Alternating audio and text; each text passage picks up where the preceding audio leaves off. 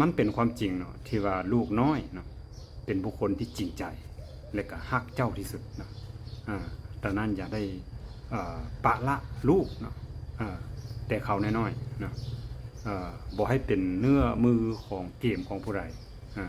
บ่ให้ไผสามารถมากีดกันได้เนาะเพราะว่าเขาเจ้ายังบ่มีทางเลือกเนาะเขามีแต่พ่อกับแม่ทางนั้นเนาะดังนั้นอย่าได้ปะละเขาเจ้าเนาะ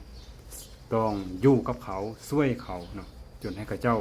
เติบโตใหญ่ขึ้นมาเอาตัวรอดได้เนาะเขาสามารถมีสังคมเขาได้มีหมู่มีคู่ของเขาเจ้าเขาอยู่ด้วยตัวเองได้ท่านจึงสามารถปล่อยมือได้ I can take you to see what is delicious lunch ever ว้าวปลาดุกเนาะเลี้ยงเองเนาะปลาดุกปลาเค็ง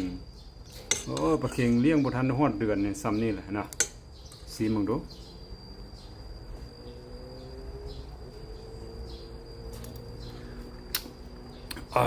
สุดยอดใบมะขามอ่อน